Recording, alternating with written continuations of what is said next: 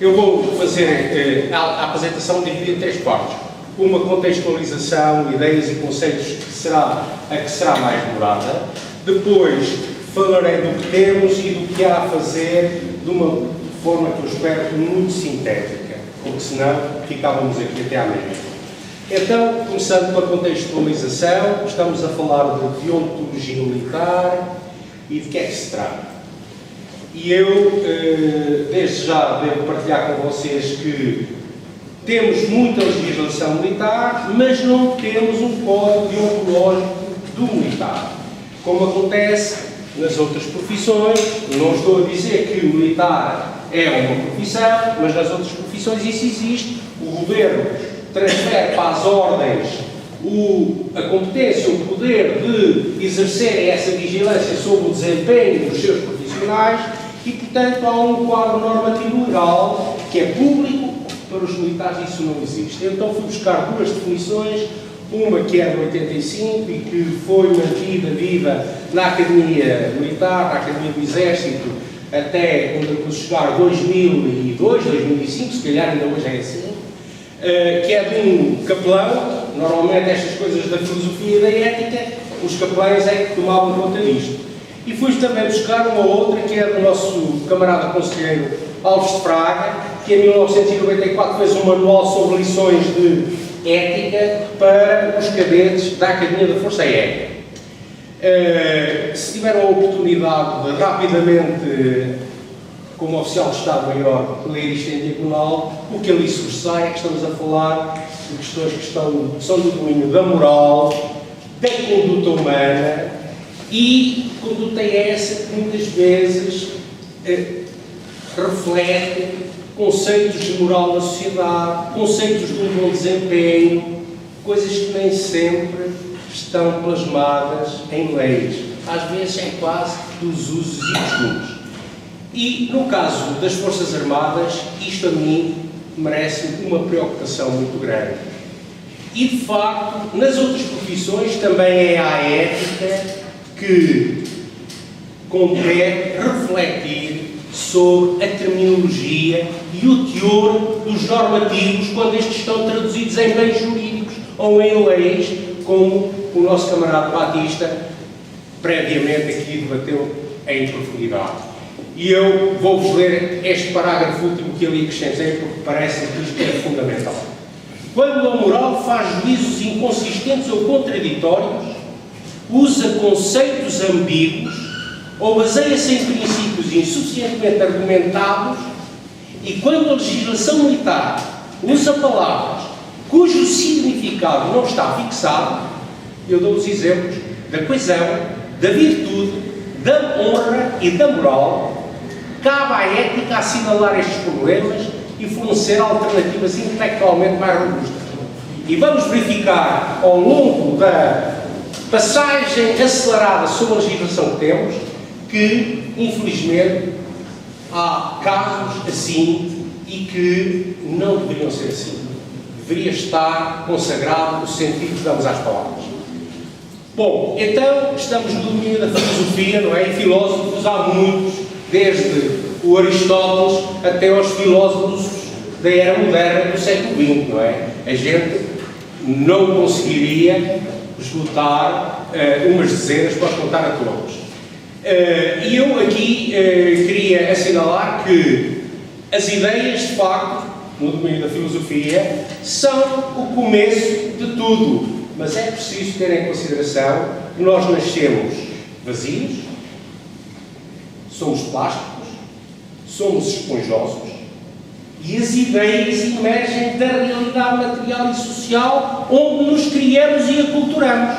Portanto, esta coisa das ideias ser um dom de Deus e que vem connosco é uma falsidade a toda a prova. É só para recordar a experiência que foi feita, pegar em crianças recém-nascidas e ou que criaram-se com lobos, não é? Isso é conhecido.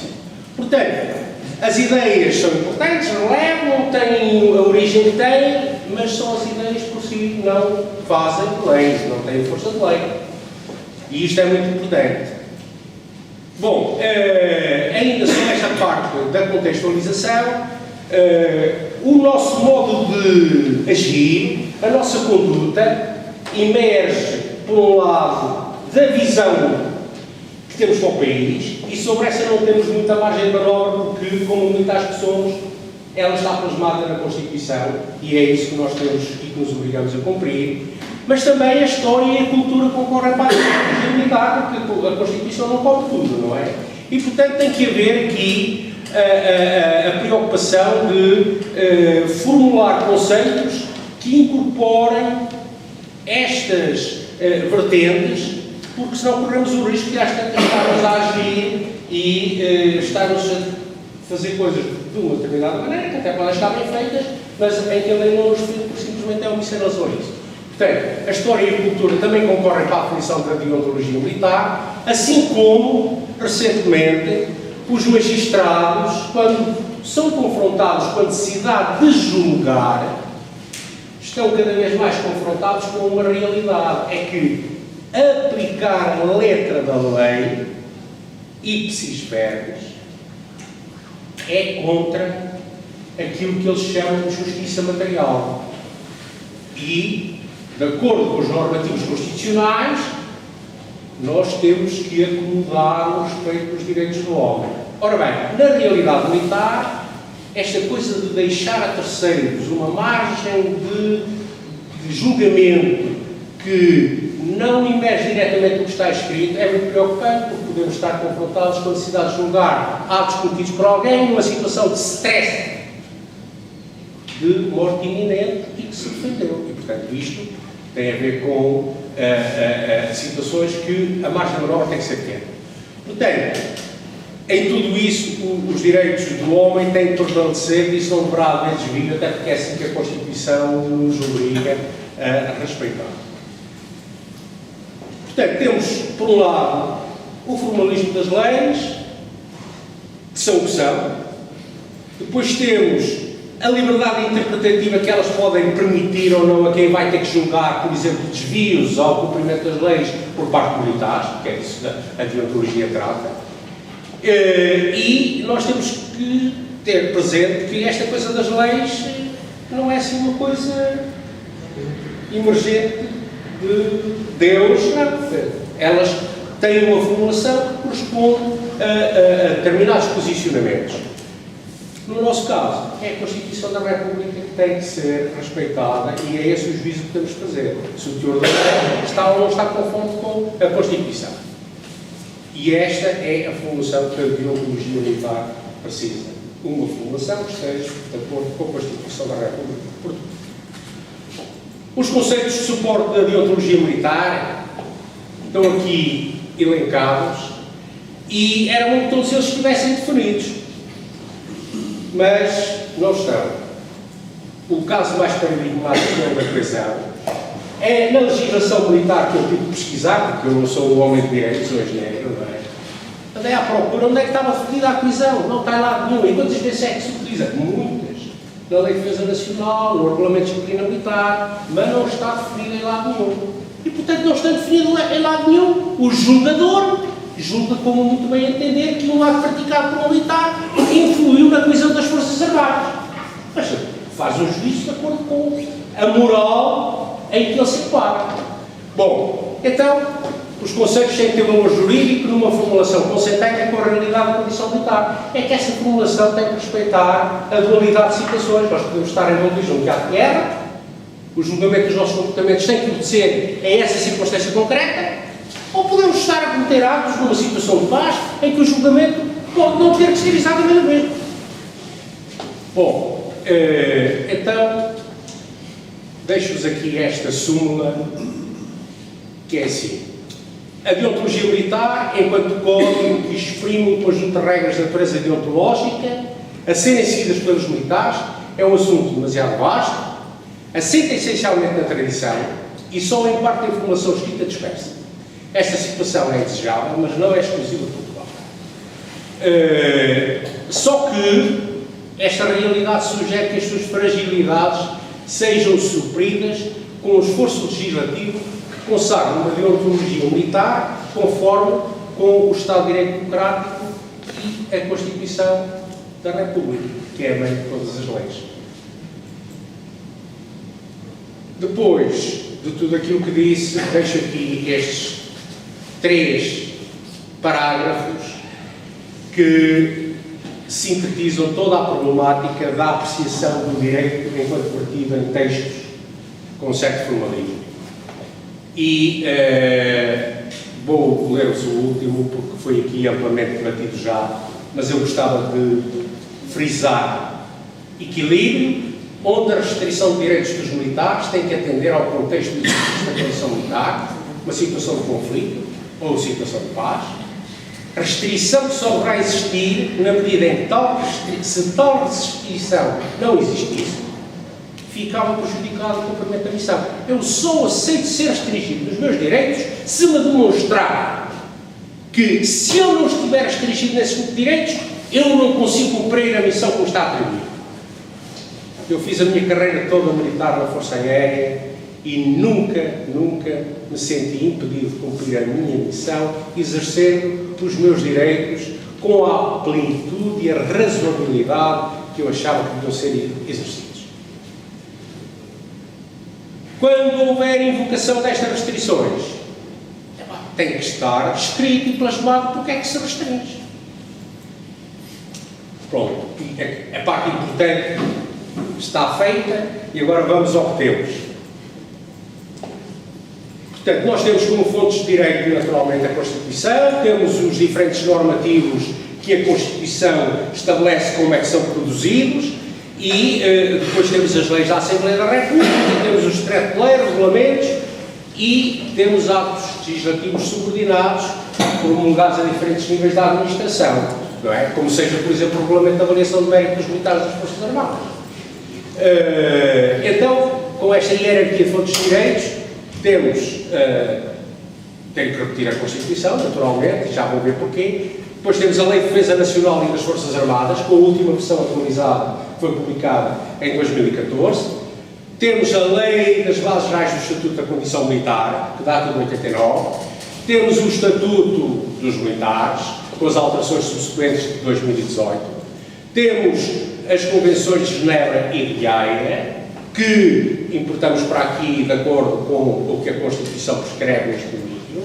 Temos o Código de Justiça Militar, temos o Regulamento de Disciplina Militar, temos o Regulamento de Continências e Honras Militares, que eu integro na panóplia de dispositivos legais que formam de onde emerge a deontologia militar, aprovado pelo Conselho de Administração e que até hoje ainda não foi aprovado nos termos em que a Lei de Defesa Nacional promulgada em 82 determinava, que era um ano após a sua promulgação. Aliás, se fizéssemos esse roadmap, passo-me o anglicismo, e íamos verificar que aquilo que era para fazer um ano, em alguns casos, demorou 20.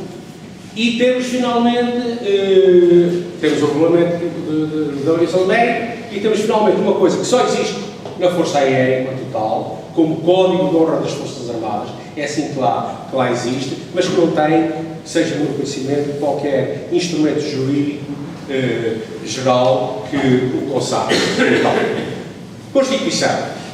Não haja problemática onde ela não tem que existir. A Constituição é clara.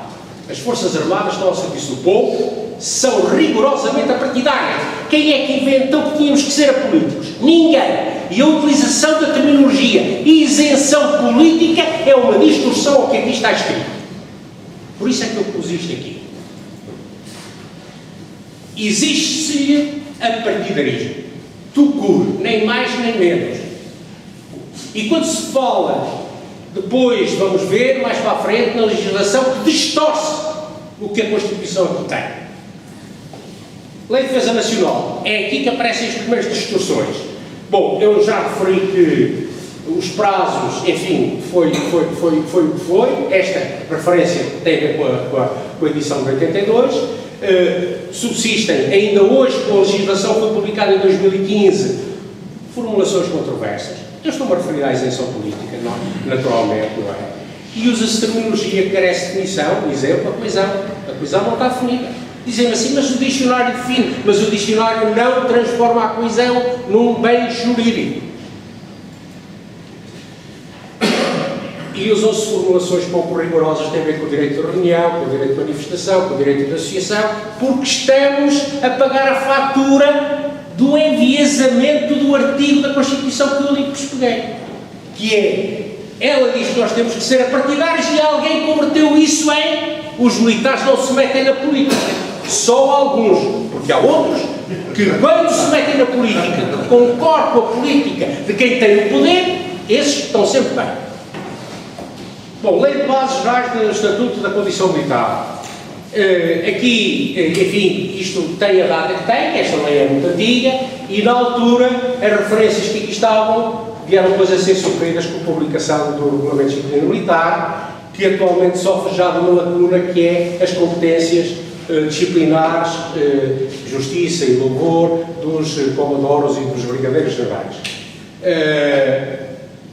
Estas particularidades, fala que a condição militar subordina só ao interesse nacional, mas não diz na lei onde é que ele emerge. Claro que estou a ser mauzinho, estou a ver isto com a lupa, porque depois há a discussão que posso estabelecer e saber de onde é que ele emerge. Mas era bom que lá estivesse explicitado, porque as situações podem ser muito complicadas. Numa ordem de operações, no empenhamento dos nossos militares, numa Força Nacional destacada, consta da ordem de operações e o interesse nacional, quem é que o formou? Porque não é o comandante da Força que o estabelece. Quem o estabelece é quem taxa a Força, quem aprova a Força. Ele pode reestabelecê-lo. Isso consta da ordem de operações? Não sei se consta. Fala-se na ética, fala-se na moral, mas o EFAR, nós juramos duas vezes, juramos o juramento de bandeira e fazemos o juramento de fidelidade. E juramos para cumprir de acordo com as leis e regulamentos. Não é os usos e costumes, é com as leis e com os regulamentos. E nos direitos e liberdades e garantias está cá escrito, restrições, restrita medidas e exigências próprias das respectivas soluções. Não inventemos. É preciso que me demonstre que para eu cumprir uma determinada função, a minha liberdade tem que ser restringida como cidadão. E tem que escrever porque é que é assim.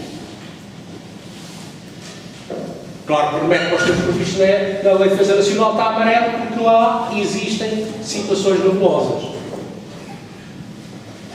Pronto, não podemos ser prejudicados nem discriminados em função do que é que seja. No EFA, o que é que eu fui buscar ao EFA, a estes instrumentos legislativos, aquilo que me pareceu mais apropriado para trazer aqui em termos de ontologia militar. A ideia aqui, os meus pais anunciam a radicalização do RDM, subsistem algumas interpretações dispares que deviam ser eliminadas ou minoradas, e a ética e a honra continuam por definir, não é?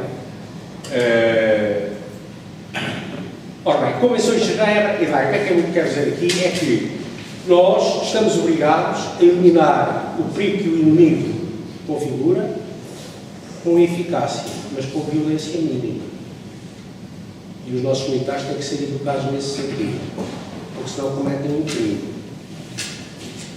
Mas não. Eu estou controlado, vai ter que dar mais uns minutos.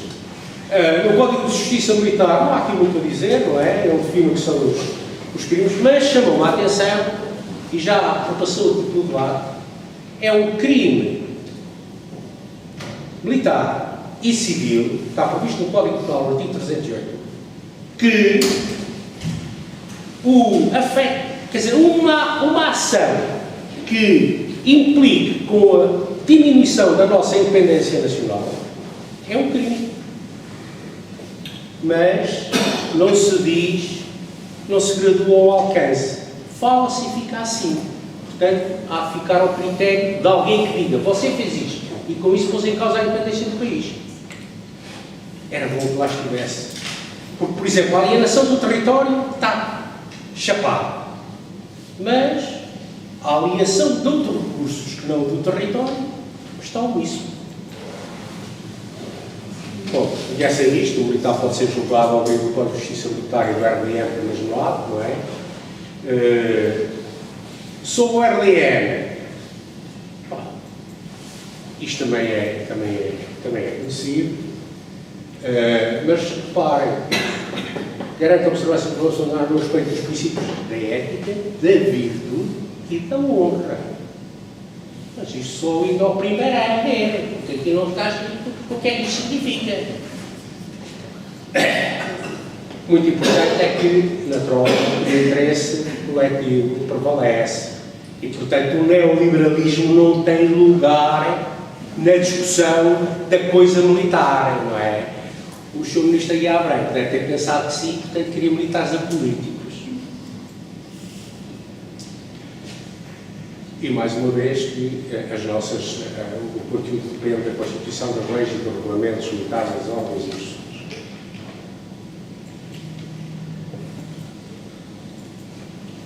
Portanto, em relação ao regulamento de disciplina militar, subsiste a questão da definição da ética, não é?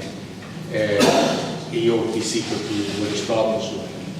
Que é todos conhecidos, não é? É a questão da isenção partidária, e mais uma vez lamento com o Aristóteles, não é? E há formulações que deveriam ser mais objetivadas em termos de disciplina militar. E faltam as competências do Brigadeiro-Geral e do Comodoro. O regulamento de continências e horas militares, eu trago aqui porque a simbologia tem muita importância na cultura militar, não é? E isto foi aprovado no tempo do Conselho da Revolução. Existem diversidades e especificidades por ramo que não deviam existir, não é? Porque algumas até relevam uma certa inconstitucionalidade. O estandarte nacional não é símbolo nacional. Símbolos nacionais só há dois: o nacional e a bandeira. Mas o estandarte nacional é tratado no ramos como se fosse símbolo nacional. E depois até há ramos que incorporam mais do que um estandarte no desfile. Enfim, quem estudou o assunto diz que isto devia ser uniformizado. O Código de Honra das Forças Armadas é o que existe na Força Aérea. Enfim, não há muito aqui a dizer. Ora bem, então em relação ao que temos, nós acabámos por ser confrontados com um acervo de documentação que enriquece qualquer estudioso que se debruça sobre esta matéria. Isso vai ficar consolidado nas pastas onde estivermos a trabalhar. Genericamente, temos formulações pouco rigorosas, subsistem formulações irrealistas e controversas, usa-se terminologia que carece de definição. Contra a natura ao cidadão militar não se pode pronunciar politicamente, é o que se retira quando se pede isenção política. Então o que é que há a fazer? Bom, eu não vou repetir a leitura, já li isto para trás, não é? É preciso analisar a legislação, filtrá-la, ver os termos com equilíbrio e procurar contribuir para uma formulação menos dubitativa, que a margem do julgador não seja tão ampla como eventualmente possa estar consagrada atualmente. E sempre ter a Constituição da República como referência. Claro que na ONFA é conhecido que quando a gente tem alguma coisa que lhe dou para os tribunais, não é? E naturalmente estamos disponíveis para contribuir com o melhoramento da legislação militar que temos e que está em vigor. E o essencial em relação à deontologia militar é isto: é que seria bom que tivéssemos um código deontológico e ético para os militares, que estivesse conforme com o Estado de Direito e a Constituição da República, e que fosse um documento que estivesse promulgado por quem de direito. Estamos a falar das liberdades e garantias, é a Assembleia da República. Muito obrigado.